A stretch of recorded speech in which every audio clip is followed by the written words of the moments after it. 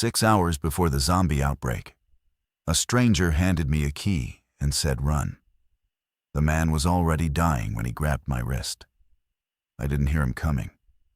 That's worth saying up front, because people always ask how I didn't notice. How a grown man could cross the parking lot of Kessler Middle School at 4:47 on a Tuesday afternoon without me seeing him. I'm deaf. Been deaf since I was 3. Bacterial meningitis. Both ears, total and permanent. I read the world differently than you do. I read it through floors and walls and the way light changes when a door opens behind me. I read it through the micro-expressions people don't know they're making, through the vibrations in a handrail when someone's running 2 flights above me. But I didn't read him, not until his hand was on me. He came from between the dumpsters on the east side of the loading dock where I'd been hosing down the rubber mats from the cafeteria. Late 40s maybe, gray windbreaker, jeans dark with something I initially took for rain. His face was the color of candle wax. He had one hand pressed against his abdomen. And even before I looked down, I knew the wetness on his jeans wasn't water, because his fingers were painted rust red up to the second knuckle and the fabric was sticking to something underneath that was shaped wrong. He mouthed something. I watched his lips. You need to listen. I pulled back, but his grip was mechanical, not strong, desperate. The kind of hold that spends everything on contact and has nothing left for duration. I could have broken it. I didn't, and I don't fully know why. Maybe because his eyes weren't panicked, they were focused, specific. He was looking at me like I was the only correct answer to a question he'd been carrying for miles. With his free hand, he reached into the windbreaker pocket and held up a key. Brass, short-shanked, unremarkable. A padlock key. He pressed it into my palm and closed my fingers around it. Then he mouthed 2 words, slowly, the way people do when they realize I'm reading lips, and suddenly become very deliberate. Run, south. My name is Elliot Ash. I've been the custodian at Kessler Middle School for 9 years. Before that, I was the custodian at Kessler Elementary. And before that, I cleaned offices in the Brannock Professional Building on Route 9. I've spent my adult life in rooms after everyone else has left them, reading what people leave behind in the way chairs are pushed back, in the pattern of scuff marks, in which lights get left on and which get killed. I notice things. It's not a skill I trained. It's the architecture of a life lived without sound. You pay attention to what you can perceive, and what I can perceive is space, arrangement, and the body language of objects. None of that prepared me for the man in the parking lot. He let go of my wrist, sat down against the dumpster like he was folding into a chair, and pressed both hands against his stomach. I stood there holding a brass key that meant nothing to me, watching a stranger bleed into the concrete. I pulled out my phone. I typed 911 into the keypad. He reached up, not for the phone, for my eyes. He shook his head once.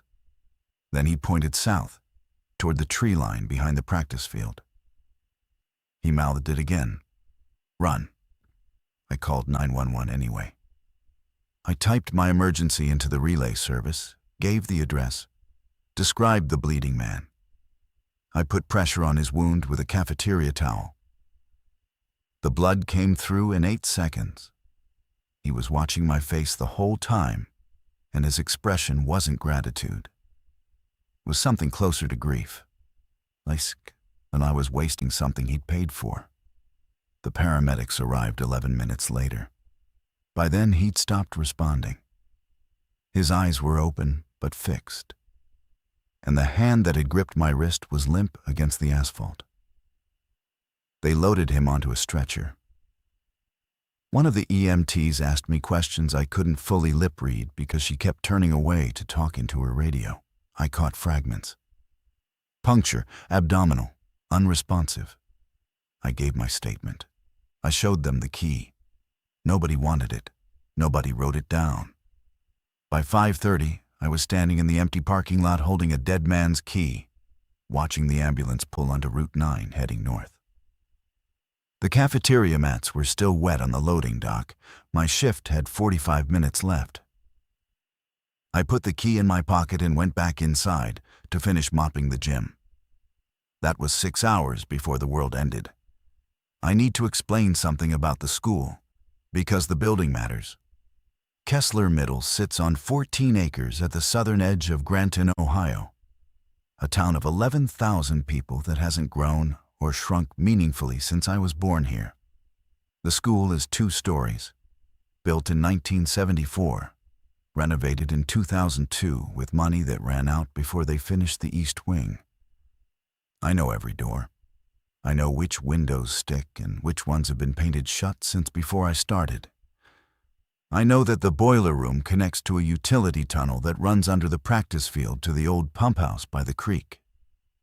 I know that the motion sensors on the second floor don't cover the last 30 feet of the science wing because the installer ran out of units and nobody ever ordered more. I know the building the way you know your own body, not because I studied it, but because I've moved through it 10,000 times in silence. At 6:15 that evening, I was replacing a fluorescent tube in the second floor hallway when the lights flickered. Not the tube I was working on. Every light on the floor. A pulse, then steady again. The vibration under my feet changed. The HVAC system had shifted, which meant the grid had hiccuped. I felt it through my shoes, through the ladder rungs. I climbed down and walked to the window at the end of the hall. Route 9 was visible from there, a quarter-mile of straight road before it curved toward town. What I saw was wrong. Not dramatically wrong, geometrically wrong. There were 7 cars stopped on a road that doesn't have stoplights, not pulled over, stopped. Doors open on 3 of them. One was angled across the center line, like the driver had turned the wheel hard and then simply left. I watched for 90 seconds. Nobody returned to any of the cars. My phone buzzed in my pocket. A text from my sister, Dana, in Dayton. Turn on a TV. Then, 4 seconds later, Elliot, please turn on a TV right now. I don't watch television the way hearing people do. Closed captions are usually delayed and often wrong. But there was a set in the teacher's lounge, and I went there and turned it on. The captions were running, and for once they were fast, because every channel was carrying the same feed. Emergency alert system across the top third of the screen, and beneath it a scrolling text that I read 3 times to make sure I wasn't misunderstanding. Shelter in place. Do not approach individuals exhibiting erratic behavior. Do not attempt physical contact with visibly injured persons. Stay indoors. Await further instruction. Beneath the scroll, shaky helicopter footage showed a highway. Not Route 9, somewhere bigger, an interstate. Clogged with vehicles. And between the vehicles, people were moving at speeds and in patterns that didn't match anything I understood about how bodies work. The footage was distant and overexposed, but I could see the shapes clearly enough. Some of them were on the ground. Some of them were on top of other people who were on the ground. I turned off the TV. I stood in the teacher's lounge with the lights humming above me and the key in my pocket and the dead man's instructions in my head. Run. South. The school was empty. The last teacher, Mrs. Okafor, had left at 4:30. The after-school program had been canceled that week because the coordinator was out with flu. I was alone in a building I knew better than any living space I'd ever occupied. And the emergency broadcast was telling me to stay exactly where I was. I went to the south-facing windows of the cafeteria instead. Beyond the practice field, beyond the tree line, the land drops into a shallow valley and then rises toward the ridge back. A wooded ridge that runs roughly northeast to southwest for about 6 miles. On the far side of the ridgeback, there's nothing for a long time.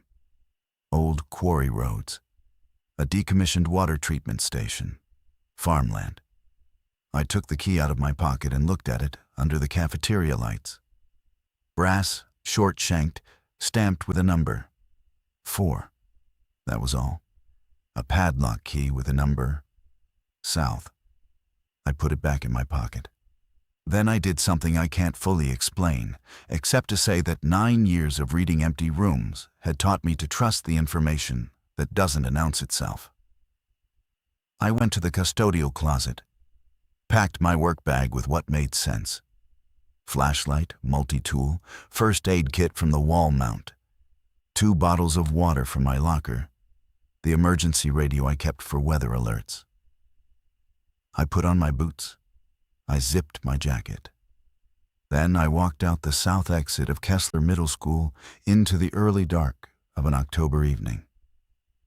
And I didn't lock the door behind me. I left it open, I don't know for whom, but it felt wrong to seal it. The practice field was 200 yards of flat ground, and crossing it in the open was the first time I felt genuinely afraid. Fear for me is not about sounds I can't hear.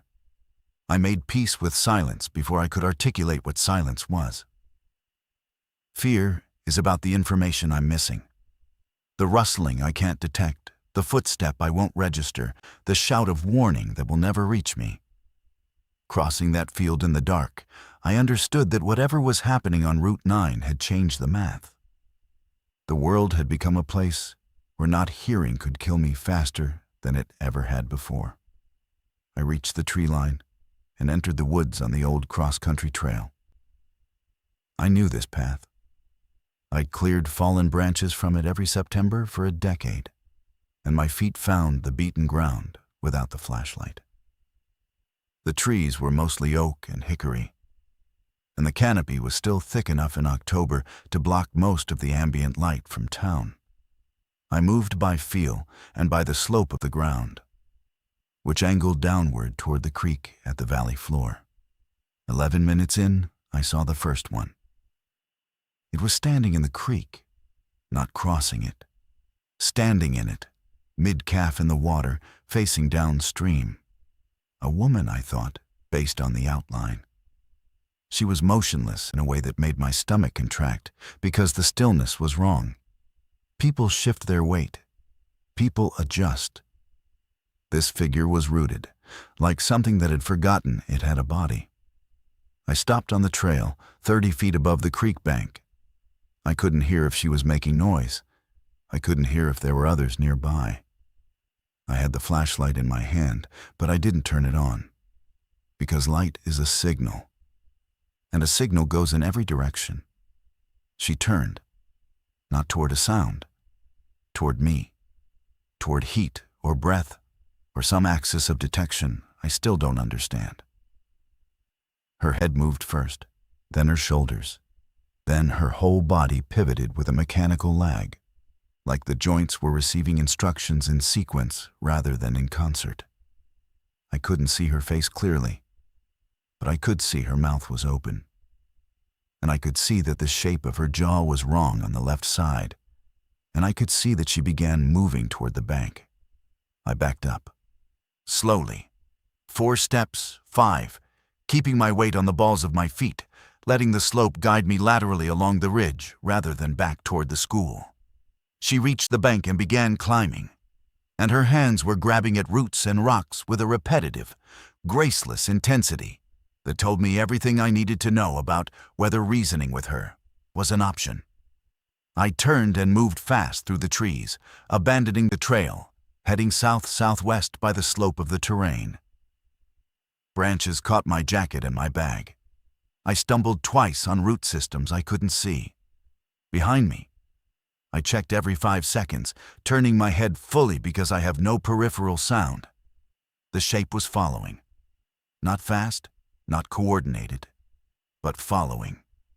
I emerged from the tree line onto an old fire road I hadn't walked in 3 years.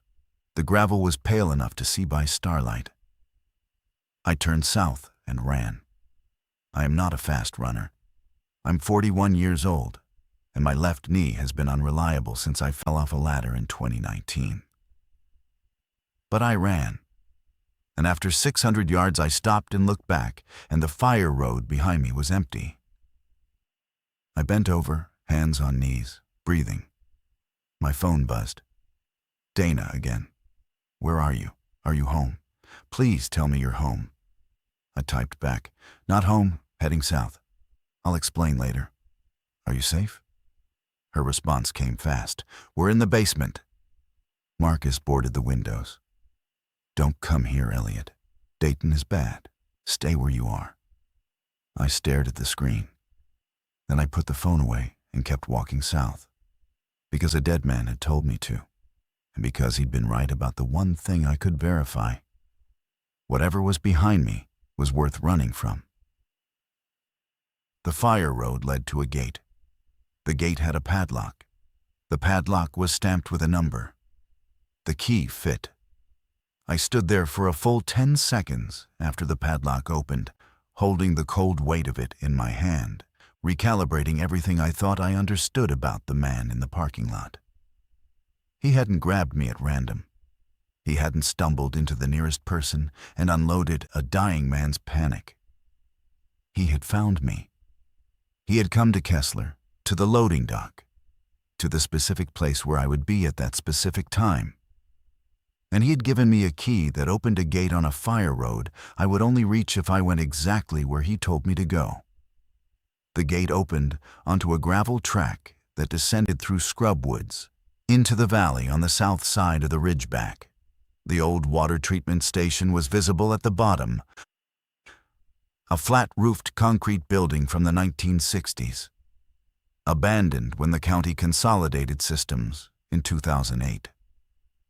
I'd been inside it once, years ago, when the school district sent me to retrieve some stored furniture. It was unremarkable. A single open floor, old pump housings, a utility basement accessible by metal stairs. The building's front door was a steel service entrance. It had a new padlock on it. Clean, silver, visibly recent. I didn't have a key for it. I checked. The brass key didn't fit. I walked the perimeter. On the east side, a window was unlatched. I climbed in. Inside, the building smelled like concrete dust and old water. My flashlight showed the floor had been swept recently, not immaculately, but deliberately, the way you'd clear a space for use. Against the far wall, stacked on a wooden pallet, were supplies. Not a survivalist's fantasy. No arsenal, no wall of ammunition. Practical things. 12 one-gallon jugs of water arranged in rows. A case of canned food. Beans, tuna, soup, peaches. A manual can opener still in its packaging. A first aid kit, more comprehensive than mine. A sleeping bag, compressed in its stuff sack. A hand-crank lantern. A folded paper map. And a note. The note was handwritten on a sheet of yellow legal paper, folded once and placed on top of the map. The handwriting was careful and square, the kind of penmanship that comes from intention rather than habit. It said, "If you're reading this, I wasn't able to tell you more. Everything below is true. I have no way to make you believe that. This station is point 1. There are 4 points. Each one has supplies and directions to the next.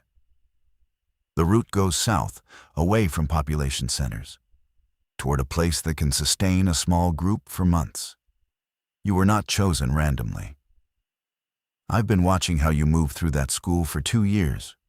You see what other people walk past. You notice doors, exits, weight distribution, structural change. You notice when something is wrong before anyone names it. The world that's coming needs people who can read a room without being told what to look for. I prepared these caches because I knew what was coming. I know how that sounds. It doesn't matter now. What matters is the route. Point 2 is the Harkin Barn, 4.2 miles south-southwest. Follow the creek to the split. Take the West Fork. The key to point 2 is taped under the pallet you're standing next to. There is enough at each point for one person to travel light, or for a small group to manage carefully. That choice is yours. I couldn't make it for you. My name was Peter Calloway. I'm sorry I couldn't explain. I read it 3 times.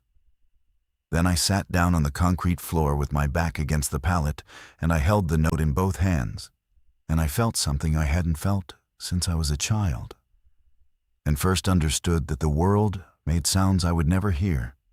Not fear, not confusion. The vertiginous sense that the rules had changed underneath me without warning, and the new rules hadn't been distributed yet. Peter Calloway had watched me. For 2 years, he'd watched a deaf janitor move through an empty building and seen something worth investing in, not despite the way I moved through the world, but because of it. He'd stocked 4 supply points along a route heading south, and he'd keyed the first gate to me, specifically to me. And then he'd died on the asphalt, trying to hand me the first instruction. I reached under the pallet. My fingers found tape, then metal. A second key, smaller than the first. The map was a USGS topographic sheet with a hand-drawn route overlaid in red ink. 4 points marked with circles. The treatment station, the Harkin barn. A third point labeled church basement, and a fourth labeled simply end. The fourth point was 17 miles south-southwest, deep in the rural plateau country beyond Granton's outermost farms. I didn't recognize the location. 17 miles, 4 caches, 1 route drawn by a dead man who'd believed so completely in what was coming that he'd spent time and money and attention on a stranger's survival. The choice he'd left me, carry everything myself, or share and move slower, was already pressing against the walls of my chest. Because I was alone, and the supplies on that pallet were enough for one person to make 17 miles in reasonable safety. But I'd left the school door open. And somewhere behind me, the town of Granton was falling apart. I stayed in the treatment station for 2 hours, not because I was resting, because I was deciding. The map showed the route clearly, and the terrain was land I mostly knew or could read. The problem wasn't navigation. The problem was the same one Peter Calloway had named in his note. The supplies were calibrated for 1. Every additional person I brought along divided the margin. Every hour I waited for someone to find me was an hour the route behind me might fill with things coming south from town. At 9:40 p.m., the decision was made for me. I felt the vibration first. Heavy footfalls on the gravel track, more than one person, moving fast. Through the window I'd climbed in through, flashlight beams swung across the trees. I killed my lantern and pressed against the wall. 3 people came through the same window in quick succession. The first was a teenage boy, maybe 15, who landed hard and immediately turned to help the second person through. A woman in her 30s wearing a nurse's smock from the Granton Medical Center. The third was an older man, heavy-set, breathing in a way I could see from across the room. Mouth wide, chest heaving, one hand braced against the wall. The boy swept his flashlight across the room and found me. He shouted something.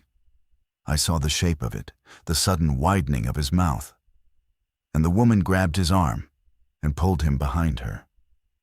She had a tire iron in her other hand. I raised both palms. I pointed to my ears. I shook my head. Then I pulled out my phone and typed, "I'm deaf. I'm not a threat. My name is Elliot."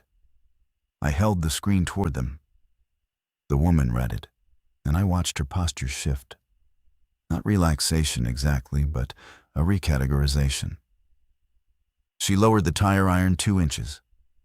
The boy was the one who approached. He took my phone, typed something, and handed it back. "I'm Nico. That's Cheryl. That's Mr. Haddad. We came from the school. The door was open. We followed the trail. The door I'd left open. Cheryl, the nurse, came forward and read the note I was still holding. Her expression cycled through skepticism, confusion, and something I recognized as the desperate mathematics of a person weighing improbable help against no help at all. She looked at the supplies. She looked at me. She typed on my phone. How do we know this isn't a trap? I typed back. The man who left this bled out in the school parking lot 4 hours ago, trying to give me the first key. That's not how traps work. Haddad, the older man, had lowered himself onto the floor by the wall. Even in the flashlight's edgelight, I could see his color was bad. Not injured, I thought. Exhaustion and fear, and a body that wasn't built for running. Cheryl went to him and checked his pulse with 2 fingers on his wrist, and the mechanical efficiency of the gesture confirmed her scrubs weren't costume.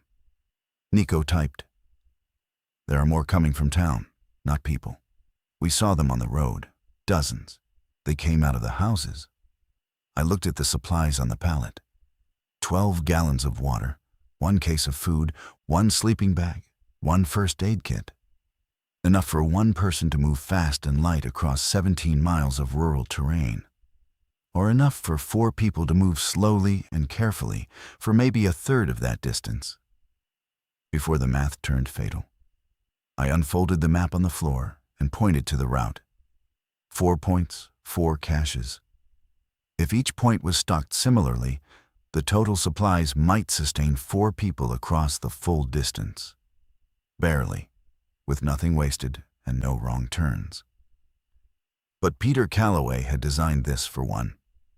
Every calculation, every cache quantity, every gate key assumed a single body moving at a single body's pace. Cheryl studied the map with her flashlight. She pointed to the second cache, the Harkin barn, and typed 4.2 miles. Can Haddad make that? I looked at Haddad. He was sitting with his head back, eyes closed, the portrait of a man whose body had already given its opinion on the question. I typed, "Can he walk for 2 hours, at a moderate pace on rough ground?" Cheryl's jaw tightened. She didn't answer. She didn't need to. I began dividing the supplies. 4 gallons of water into my bag and Nico's backpack. Food split into portions. The first aid kit stayed with Cheryl. I kept the map, the keys, and the lantern. The choice was made. I hadn't agonized over it. I hadn't weighed it philosophically. 3 people had walked through a door I'd left open, and the supplies I was carrying had never been mine to begin with. A dead man had given them to me. The least I could do was not hoard a dead man's generosity. We left the treatment station at 10:15 p.m. I went first because I always go first. Not out of bravery, out of habit. When you can't hear what's ahead, you compensate by seeing it before anyone else has to. I've been the person who walks into the dark room first for my entire life. The route followed the creek south through the valley floor, a narrow corridor of flat ground between wooded slopes.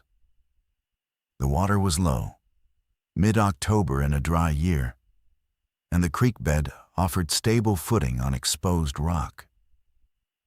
I moved by flashlight, sweeping the beam in slow arcs, reading the ground the way I'd read the hallways of Kessler for a decade, not looking for what should be there, but for what shouldn't. Nico stayed close behind me.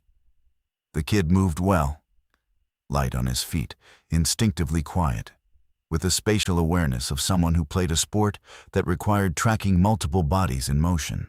Soccer, I learned later. Midfielder.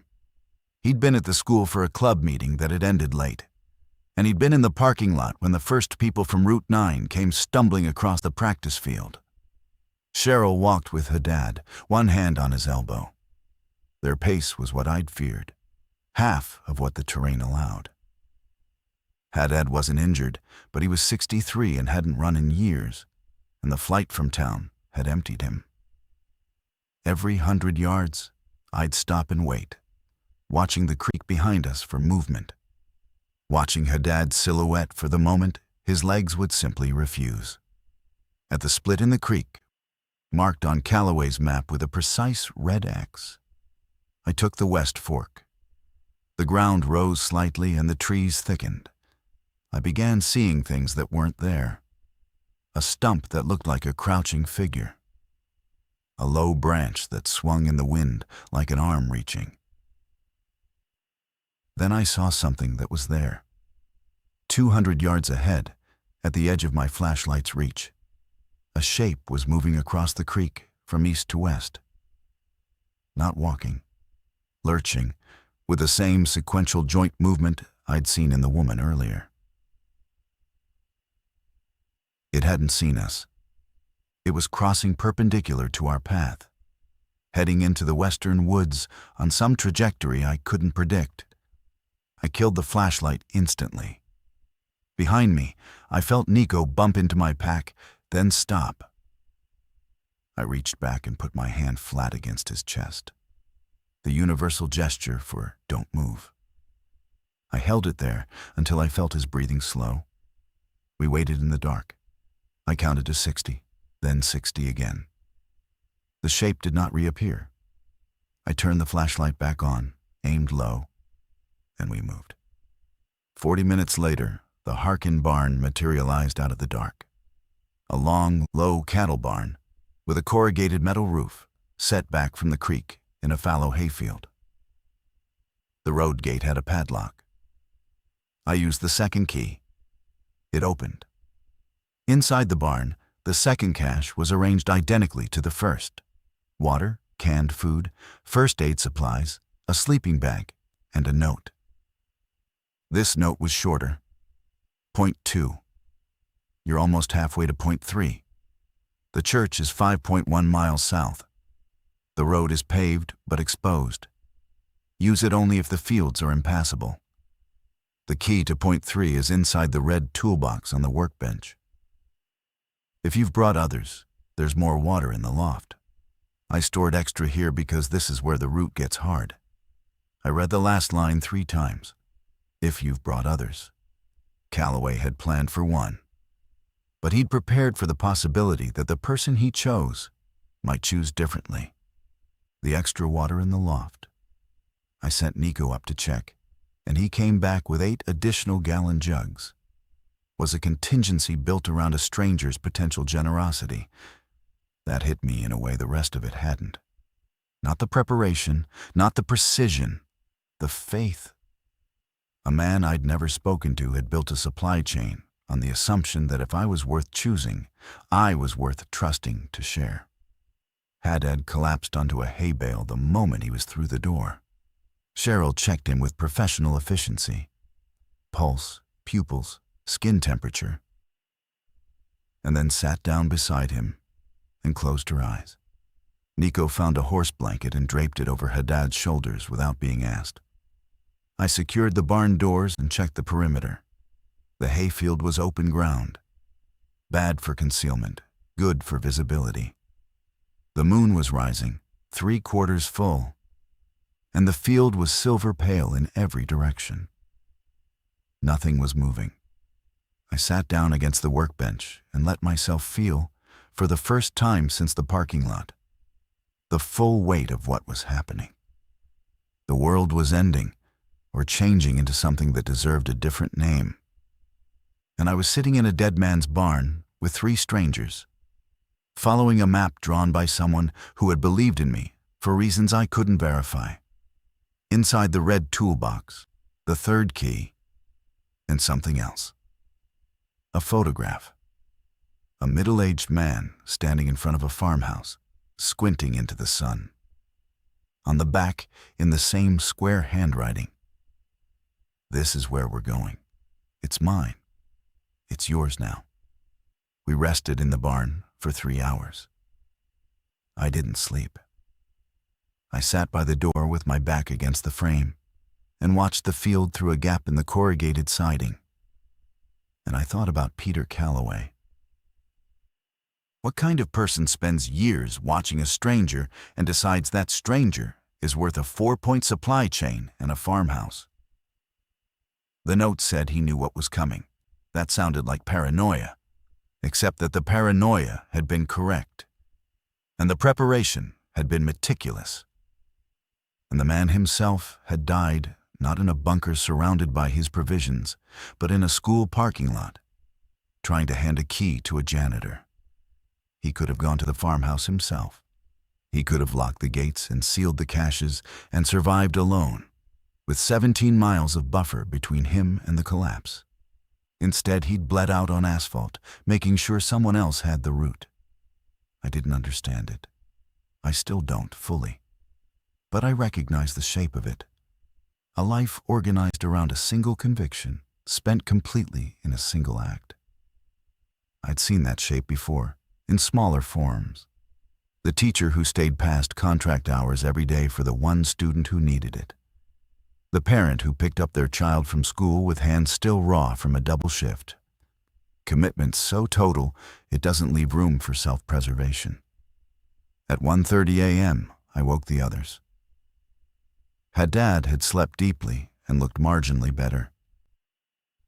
His color had returned from gray to merely pale, and he stood without Cheryl's help. Nico hadn't fully slept either. I caught him examining the map by the light of his phone, tracing the route with his finger. He typed on my phone. "The third point is a church. What denomination?" I didn't know. I typed back, "Does it matter?" He thought about it. Then he typed, "My mom would say, 'God puts you where you need to be.' I think she'd want to know it was a church." I didn't ask where his mother was. The question was too heavy for a barn at 1:30 in the morning, and the answer, whatever it was, wouldn't change the next 5 miles. We loaded our packs with the redistributed supplies and left the barn into the moonlit field. The route from point 2 to point 3 followed a paved county road. Calloway's note had warned it was exposed. The road ran south through open farmland, flat as a table, with drainage ditches on both sides and no cover for half-mile stretches. I made the call to use the road. The fields were stubble corn, harvested but unplowed, and the ground was rutted and uneven. Manageable for me and Nico, but a broken ankle waiting to happen for Haddad. The road was faster and the moonlight was bright enough to see a 1/4 mile in each direction. We'd be visible, but so would anything else. For the first 2 miles, nothing happened. The road was empty. The farms were dark. No lights in any window, no vehicles, no signs of the collapse I knew was happening 15 miles north. The silence, my permanent silence, felt for once like a shared condition. The whole landscape was holding its breath. Cheryl walked beside me for a stretch, and I could see her lips moving periodically, talking to herself, or praying, or processing. At one point, she touched my arm and typed. I left patients at the clinic. I was on shift when the first ones came through the doors, and I went out the back. I left them. I read it and looked at her. Her face was composed and dry-eyed, which made it worse, because the composure was costing her everything. I typed, "You're keeping Haddad alive right now. That counts." She read it and shook her head, not disagreeing exactly, but refusing the comfort. She typed, "It doesn't replace what I left." I had no answer for that. I'd mopped a gym floor while the emergency broadcast played. I'd finished my shift while a dead man was loaded into an ambulance. We were all carrying the minutes we'd spent doing the wrong thing. The 3rd mile was when the road betrayed us. I saw the headlights, first 2 sets, stationary, on the road ahead where it passed through a cluster of farm buildings. Not moving. Angled wrong, like the vehicles had stopped abruptly. As we got closer, the scene assembled itself in the moonlight. A pickup truck and a sedan, both with doors open, both empty. The pickup's engine was still running. I couldn't hear it, but I could see the exhaust vapor in the cold air and feel the vibration through the road's surface when I placed my palm flat on the asphalt. Between the vehicles, on the pavement, a shape I didn't immediately identify. Nico's flashlight found it before I could stop him. A body, face down, with injuries I won't describe, except to say that they were not survivable. Nico turned away. I put my hand on his shoulder and steered him to the road's edge. Cheryl knelt beside the body with professional reflex, checked for a pulse she already knew wasn't there, and stood up. She typed on my phone, fresh, less than an hour, which meant whatever had done this was nearby and recent. I scanned the farm buildings. 3 structures, a house, a detached garage, and a small equipment shed. The house was dark. The garage door was open, showing an empty interior. The shed door was closed. From behind the shed, a figure stepped into the moonlight. Then a second. Then 4 more, emerging from the shadow of the house in that same disjointed gait. Limbs moving in sequence rather than coordination. Heads oriented not toward sound, but toward some other signal. 6 of them, and they were between us and the road south. I grabbed Nico and pushed him toward the drainage ditch on the east side. Cheryl was already pulling Haddad off the road. We dropped into the ditch. 2 feet of cold, stagnant water and mud, and I killed every light. The darkness was complete. I lay in the ditch with my face inches from Nico's and watched the road above us. The figures moved across the pavement in a loose cluster, heading north, back toward town. They passed within 15 feet of our position. I could see their legs from ditch level, the mechanical stepping, the wrong rhythm. One of them paused. Its body rotated, the same pivot I'd seen at the creek, and for 3 seconds, it faced the ditch. I pressed Nico flat into the mud and held him there. It moved on. They all moved on, north along the road. And I waited until the last silhouette dissolved into the distance before I allowed anyone to stand. Haddad came up from the ditch shaking violently. Cold, fear, the limits of a body pushed past its design parameters. Cheryl stripped off his wet outer shirt and replaced it with a dry layer from her pack. Her hands were steady. Mine were not. We bypassed the farm buildings through the east field, the corn stubble I'd wanted to avoid, moving slowly and staying low. Haddad stumbled constantly. Nico stayed at his side, one hand on the older man's pack strap, guiding him over the furrows with a patience that didn't belong to a 15-year-old, and yet was unmistakably real. We regained the road a quarter-mile south of the farm. The remaining distance to Point 3, roughly 2 miles, passed without incident. But the character of the journey had changed.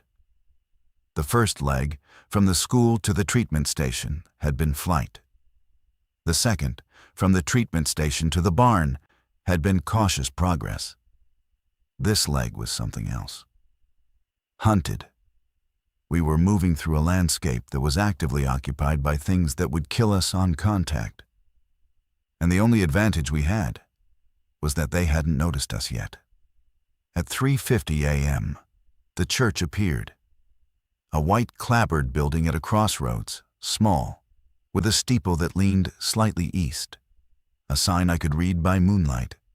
Grace Fellowship, established 1923. The front door was unlocked. The basement door, at the bottom of a narrow staircase behind the pulpit, had a padlock. The third key opened it. The church basement was larger than I expected. A fellowship hall, clearly, with folding tables stacked against one wall, and a small kitchen alcove with a sink and a 2-burner stove.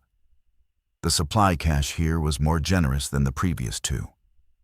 20 gallons of water, 2 cases of food, blankets, a battery-powered space heater, and a medical kit that made Cheryl's eyes widen when she opened it. Suture materials, antibiotics, a blood pressure cuff. Calloway had stocked this point like a way station, not a waypoint. The note at point 3 read, "If you've made it this far with others, rest here.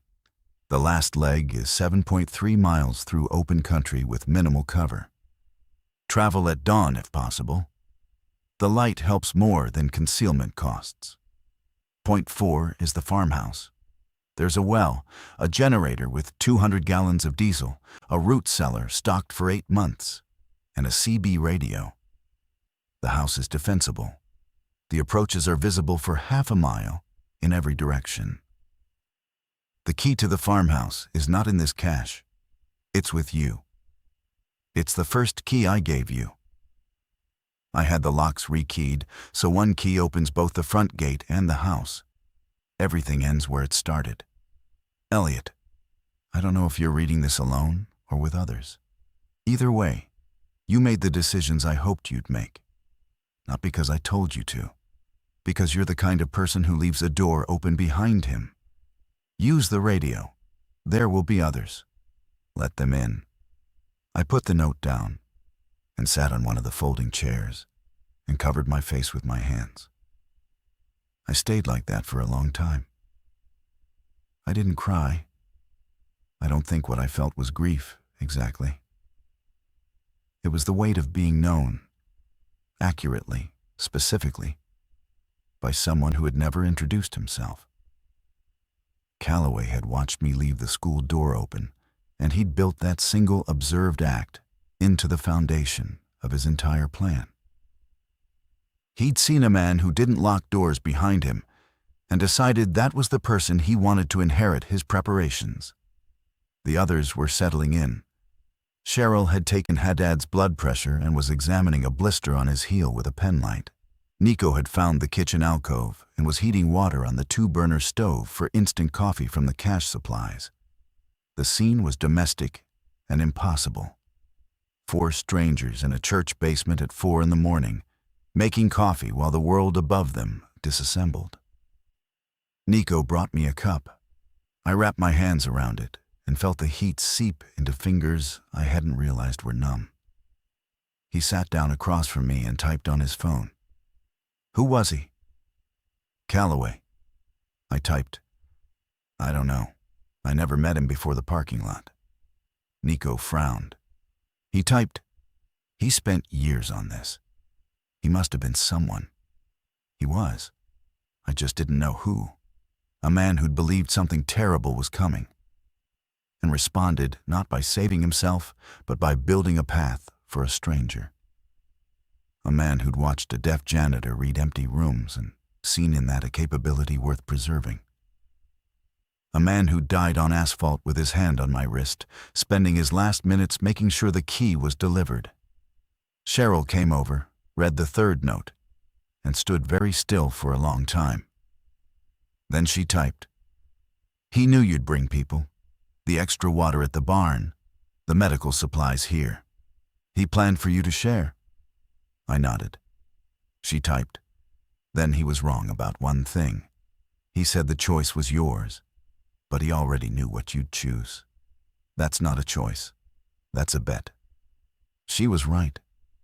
And the bet had paid off, which meant the dead man's faith was confirmed, which meant the farmhouse at the end of the route was waiting for us with a well and a generator and a radio and a door that opened with the first key he ever gave me. But something in what she'd said nagged at me. A bet. Calloway had bet everything on my generosity. What he couldn't have bet on was the generosity of the people I'd bring.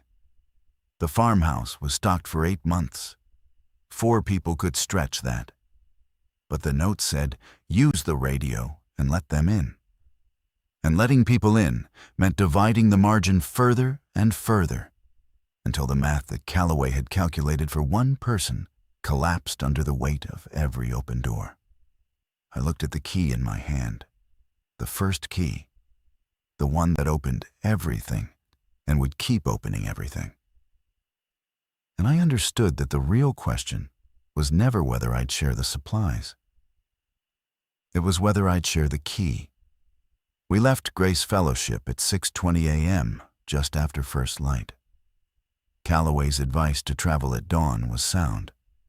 The low sun threw long shadows across the fields, and anything moving upright would be visible against the flat terrain for hundreds of yards. The disadvantage was that we'd be equally visible. 4 figures moving south across open country with packs on our backs, readable from any direction. The route from point 3 to point 4 crossed land I'd never walked. It was farmland in late rest. Soybeans harvested, fields turned, the soil dark and loose.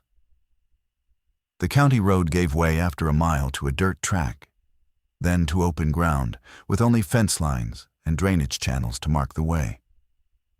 I navigated by the map and by the terrain features Calloway had annotated. A split oak at the 2-mile mark, a stone wall remnant at 3, a dry pond bed at 4.5.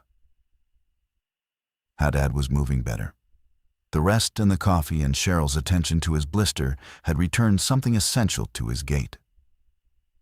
He still couldn't match our pace, but he no longer looked like a man searching for a place to lie down. He walked with his eyes on the horizon, scanning, and I realized he was doing something I recognized, reading the landscape for anomalies. He'd been an engineer, I'd later learn. Bridges, a man whose profession was identifying stress points in structures. That instinct was translating, imperfectly but usefully, to the open ground. It was Haddad who saw them first. He stopped, put his hand on Nico's shoulder, and pointed southeast. I followed his finger and saw, against the dark soil of a plowed field, a line of figures moving roughly parallel to our path. 8, maybe 10, too far to see clearly, moving south. They weren't infected. Their movement was coordinated, purposeful, human. A group, survivors like us, heading in the same direction, away from town. Nico looked at me with a question on his face. I understood it without language. Do we call out? Do we join them? I shook my head. Not because I didn't want to help, because I didn't know them. And the supplies in my pack and the key in my pocket were finite. And every decision I made with Calloway's resources carried the weight of his preparation and the trust of the 3 people already in my care. I watched the distant group move south, and I felt the first hard edge of the dilemma Calloway had built into his plan. Let them in, the note said. But which them? And how many? And when the food runs out in 3 months instead of 8, who answers for the math? We kept moving. The sun rose higher.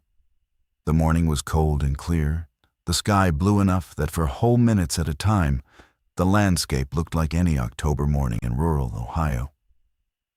And the collapse 15 miles north felt like a rumor I'd misunderstood. At mile 5, we crossed a gravel road and found a car. It was parked on the shoulder, driver's door open, keys in the ignition. The engine was off and cold. No blood, no signs of violence.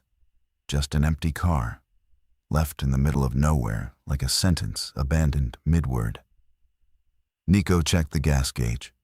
3/4 full. He looked at me again. The question was obvious. We had 2 miles left and an older man whose pace was slowing. I considered it. Then I popped the trunk to see if there was anything useful inside. There were 3 people in the back seat. Not dead, not infected, hiding. A woman, maybe 50, and 2 children, a boy of 6 or 7 and a girl younger, maybe 4. They'd been lying flat on the seat under a blanket. And when the trunk opened, the woman sat up with a kitchen knife in her hand and a face that expected the worst. I stepped back, hands up, pointed to my ears, shook my head, the universal disclaimer of my life.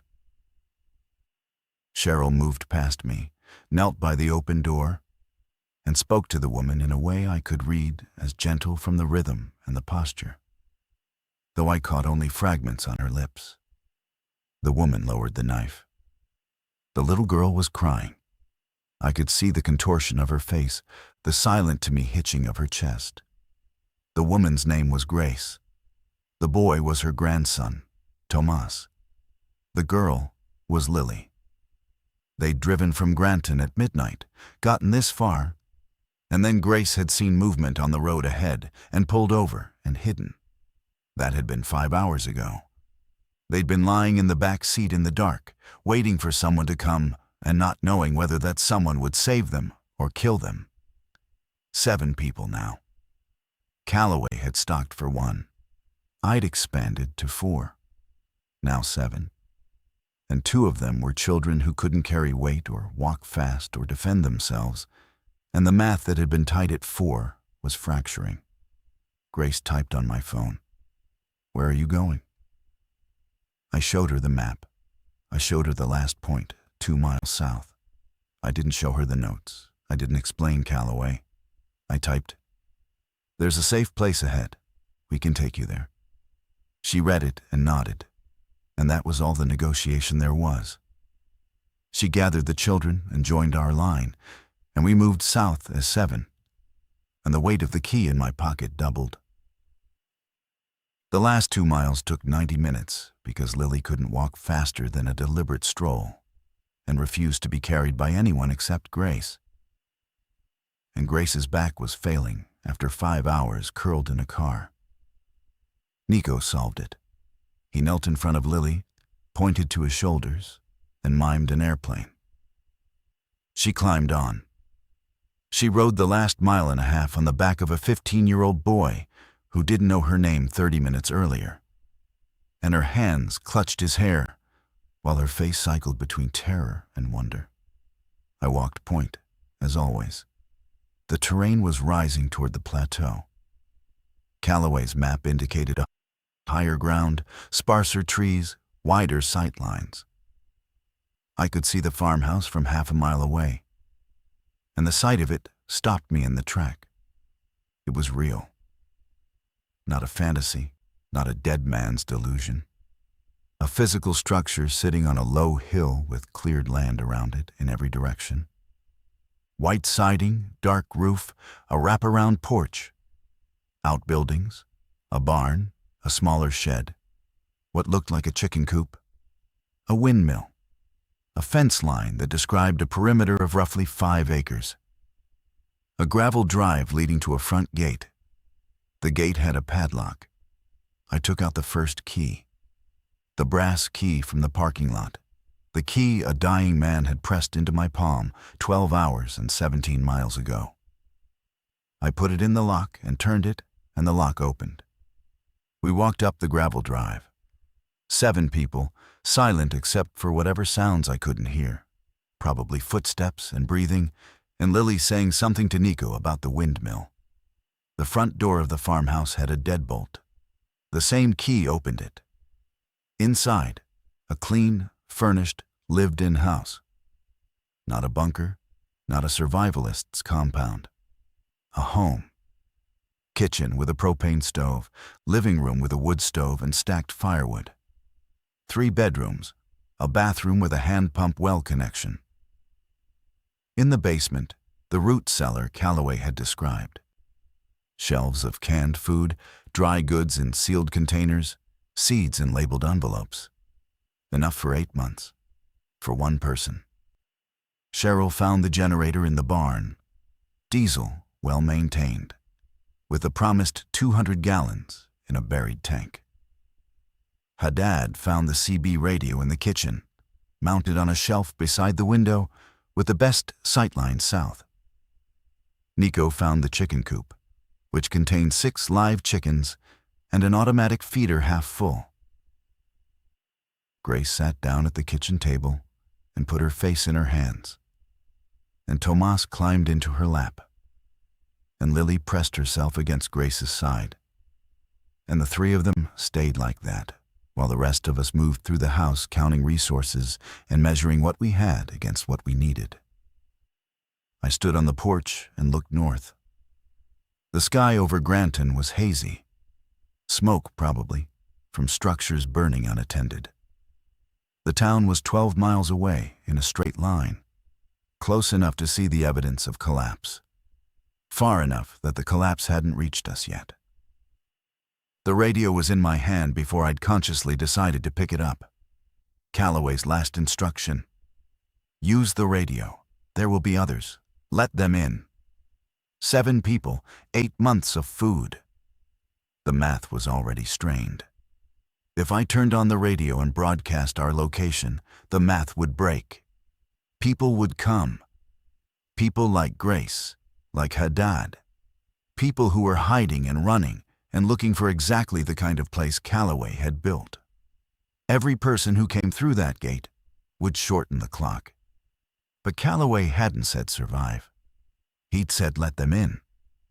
And the distinction between those two instructions was the real inheritance he'd left me. The first broadcast went out at 8:45 a.m. I didn't make it. I can't speak clearly enough for radio communication. My speech is functional for people who know me, but over a crackling CB channel to strangers, I'd be unintelligible.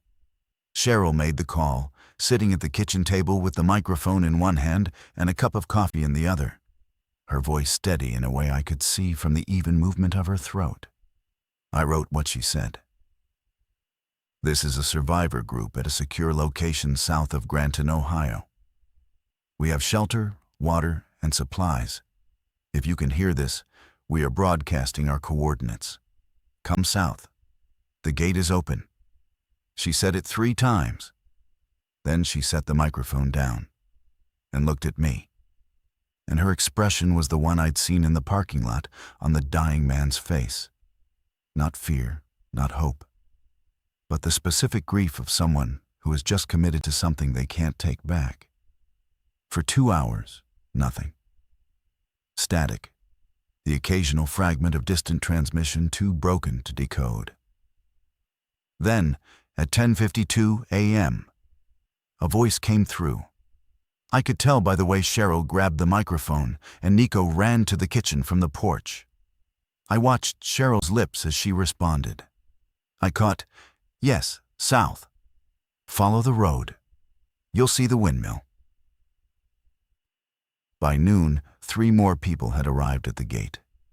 A married couple, both teachers from Granton High, who'd driven south until their car died and walked the last 4 miles. And a man alone, maybe 30, who said nothing about where he'd come from and answered questions in single words and flinched when anyone moved too fast near him. 10 people. 8 months of food for one. Roughly 2.5 months at current consumption if nothing was supplemented. The math was no longer strained.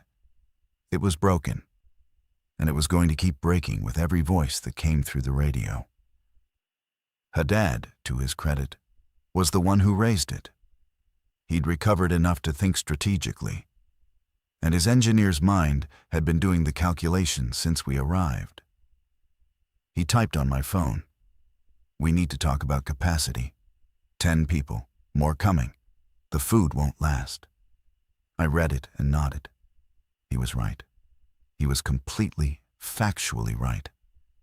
I typed back, "Calloway left seeds in the root cellar, labeled by growing season and chickens, and a well.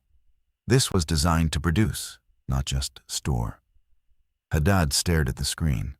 Then he typed, "That changes the timeline, but not the problem. We can't feed everyone who finds us." "Calloway thought we could," I typed. "Or he thought we should try." Haddad shook his head, not in disagreement. In the uncomfortable recognition that a dead man's optimism was now a load-bearing wall in a plan that had to hold actual weight. The teachers, Pat and June, turned out to be useful in ways I couldn't have predicted. Pat had grown up on a farm in Indiana and knew how to manage livestock and read soil. June had been a home economics teacher before switching to English, and she knew preservation, canning, drying, smoking. The infrastructure Calloway had built was a foundation, but it needed people with specific knowledge to become productive. And the people coming through the gate were carrying that knowledge in their hands and their histories. This was the part Calloway had seen. Not just that I would share. That sharing would be generative. That every person who walked through the gate brought not only a mouth to feed, but hands to work and knowledge to apply. The math wasn't simply division. It was multiplication, if you trusted it long enough for the seeds to germinate and the systems to take hold. If. The silent man. He eventually told Nico his name was Drew, sat on the porch all afternoon and watched the northern horizon. He didn't speak. He didn't help. He held himself like a man whose interior had been emptied, and the shell was still deciding whether to remain upright. Cheryl brought him water. He drank it without acknowledgement. I sat beside him for a while, two silent men on a porch at the end of the world. I couldn't hear whatever sounds the afternoon was making. Wind, birds, the distant hum of the generator Haddad had started. Drew couldn't hear them either, I think. Not because his ears didn't work, because whatever he'd seen or done on the road had taken the world's sound and made it irrelevant. I typed on my phone and showed him. You don't have to talk. You don't have to help. You just have to stay. He read it. He looked at me. He didn't nod. But he stayed. By the end of the first week, there were 23 people at the farmhouse. They came in ones and twos and one group of 5, a family from the next county, who'd heard Cheryl's broadcast relayed through a ham operator 60 miles south. They came on foot and in vehicles that died in the driveway, and one woman came on a bicycle with a cat in her basket and absolutely no intention of leaving the cat behind. They came carrying injuries and children and information from the roads that let us update our understanding of what was happening beyond our sight line. What was happening was simple and complete. The infection. No one used the word zombie, not in those first days. They said the sick or the turned or just them had spread through every population center within 100 miles. The military had established perimeters around the largest cities and then pulled those perimeters tighter and then, based on what the ham networks were reporting, stopped responding altogether. The roads north were impassable. The roads east and west were uncertain. South was quieter.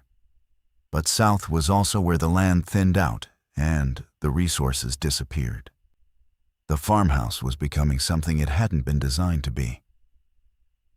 Calloway had built a refuge for a small group, a lifeboat. What it was becoming was a settlement, and the difference between those two things was the difference between surviving and building. And building required decisions I had no training or authority to make.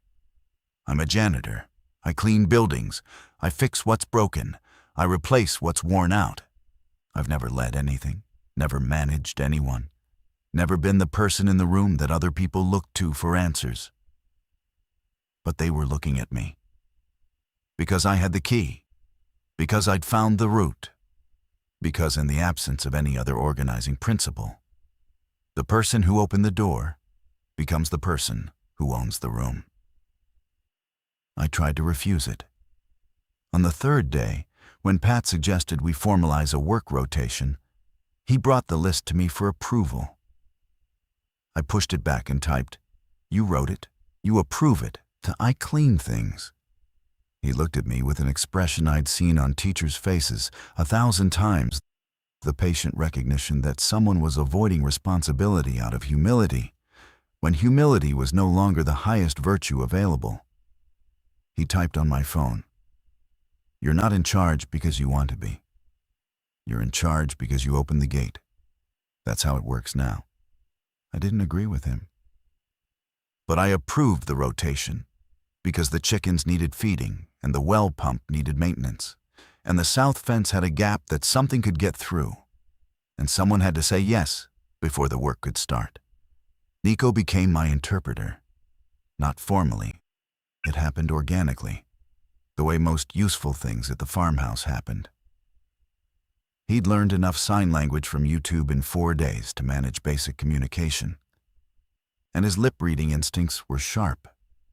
And he had the social fluency to stand beside me in group discussions and translate not just my words, but my meaning. He was 15. He should have been in school, worrying about grades and social hierarchies and the architecture of adolescence. Instead, he was standing beside a deaf janitor at the end of the world, turning my silence into sentences. The radio brought more than people. It brought information. The ham networks were consolidating, sharing coordinates of safe zones and danger areas, mapping the new geography of a country that had stopped functioning as a country and was reorganizing into points of light connected by radio waves. Our farmhouse became a node, a known location on an emerging network, referenced by other stations, included in route plans, named. Callaway had anticipated this. The radio, the cleared sightlines, the self-sustaining infrastructure. It wasn't just a refuge. It was a signal. A place designed to be found, to be connected, to be part of something larger. He'd built the farmhouse the way he'd built the supply chain, as an act of faith that the person at the end of it would choose openness over security. The 23 became 31 by the end of the second week. The root cellar was draining. The chickens were producing, but not fast enough.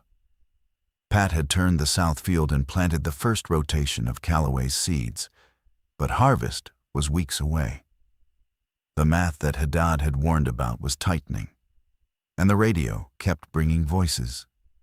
And every voice was a person, and every person was a mouth and a pair of hands and a set of needs. And the gate was still open because I hadn't closed it. Drew started working on day 9. Without announcement, without explanation. He appeared at the south fence with a post-hole digger and spent 6 hours reinforcing the gap. Then he came inside, ate dinner with everyone else, and went to his corner of the living room and slept. The next day, he was at the fence again. On day 12, he spoke his first full sentence to me, typed on his phone, because he'd figured out that was how I communicated best. I was a carpenter. Before. I can build if you have lumber. I showed him the barn. There was lumber. He started building. The farmhouse was changing, not just filling, transforming. Extensions appeared. A covered area off the kitchen for outdoor cooking. A rainwater collection system Haddad designed from guttering and barrels. A root washing station near the well. Each addition was someone's knowledge made physical. Someone's pre-collapse skill finding a post-collapse application. The building was becoming the people who lived in it, and the people were becoming the building. And the line between shelter and community was dissolving the way Callaway must have known it would. On day 16, a woman's voice came through the radio and said a name that stopped my heart. Cheryl was at the microphone. She called Nico over, and Nico typed it to me while I stood at the kitchen counter with flour on my hands from the bread Pat's wife had taught me to bake. Someone on the radio says she's Marianne Callaway. She says she's Peter Callaway's daughter. She wants to know if someone named Elliot is here. I put down the dough. I washed my hands. I sat down in front of the radio and picked up the microphone and tried to speak. And what came out was, I'm told, mostly comprehensible. This is Elliot. I'm here. Nico relayed what she said. She was 60 miles south at another farmhouse, another property Callaway had owned. She'd known about her father's preparations. She hadn't known about me specifically, but she knew he'd planned to give someone the route. And when she picked up our broadcast and heard the farmhouse's coordinates, she knew his plan had worked. She asked about her father. Nico watched my face as he relayed the question. I looked at the counter and the flour dust and the bread dough sitting in its bowl, and I typed what I couldn't say aloud. He found me at the school. He gave me the key. He was hurt. He didn't make it. I'm sorry. The silence on the radio lasted long enough that Cheryl checked the connection. Then Marianne's voice came back, and Nico typed, "She says she knew. She says he'd been sick before the outbreak. Cancer. He'd been driving north to find you, and she thinks he knew the drive would kill him, even without the injury. She says he chose it anyway." I sat with that for a while. Peter Calloway had been dying before the world started dying.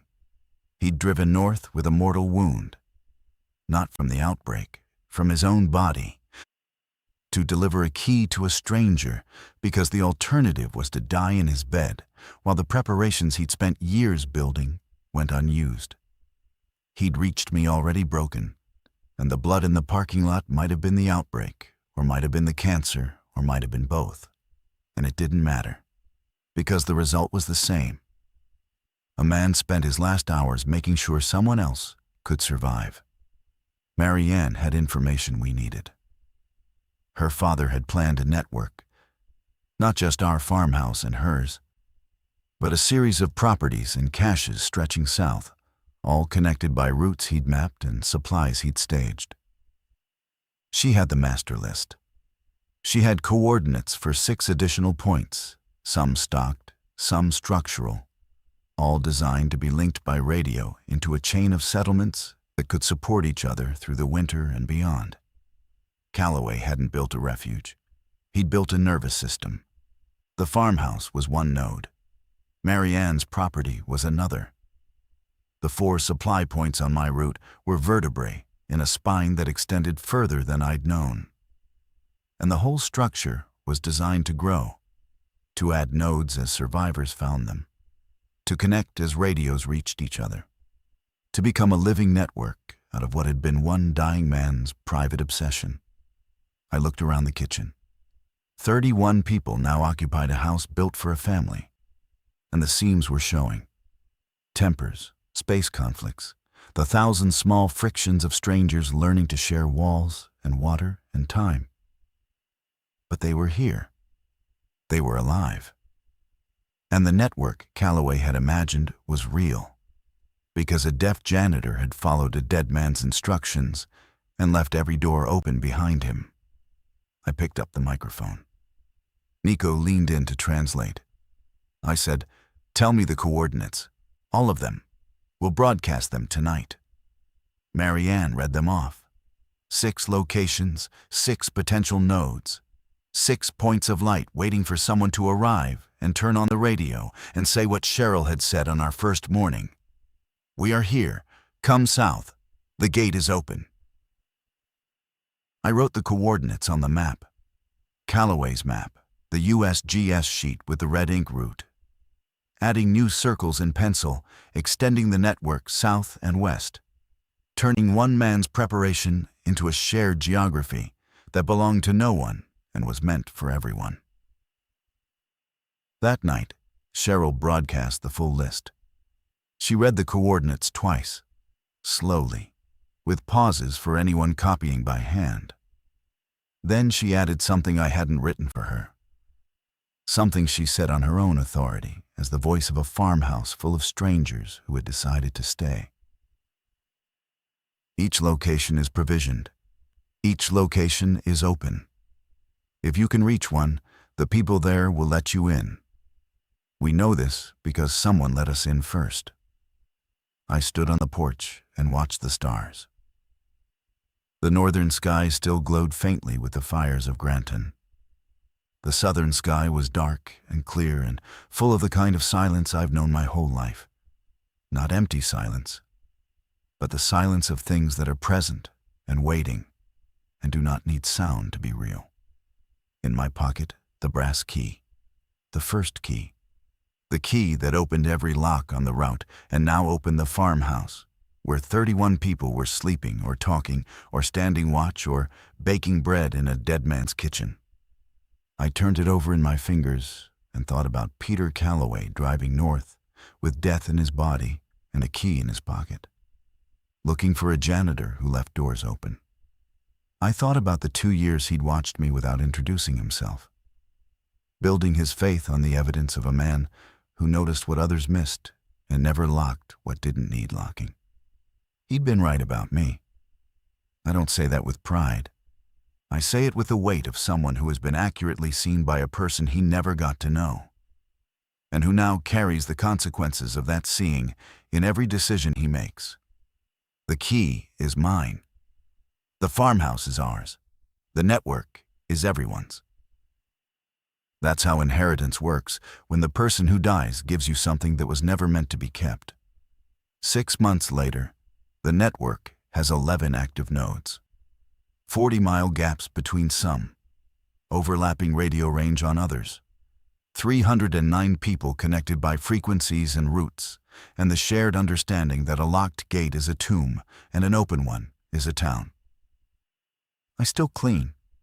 Every morning I sweep the kitchen, mop the common areas, check the windows and doors. It's not leadership, and I don't call it that. It's maintenance. The daily, invisible work of keeping a space functional for the people who use it. The same thing I've always done. Nico's sign language is better than mine now. He's teaching Lily and Thomas, and on warm afternoons the yard fills with small hands making shapes in the air, learning a language they didn't need 6 months ago and now use every day. They sign to me across distances where speech wouldn't carry. They've learned what Calloway knew, that the person who moves through the world in silence might be the one paying the most attention. The key hangs on a nail by the front door. Anyone can take it. Anyone can open the gate, walk the route, reach the next node, carry the network one link further. It was never mine. It was always in transit. From a dying man's pocket to a janitor's hand to a nail on a wall, where 31 people, and then 50, and then more, could reach it on their way out or their way in. Peter Calloway prepared for the end of the world. What he actually built was the first day of the next one. I just carried the key until I found the right door to leave it beside. Unlocked, as always, for whoever comes next.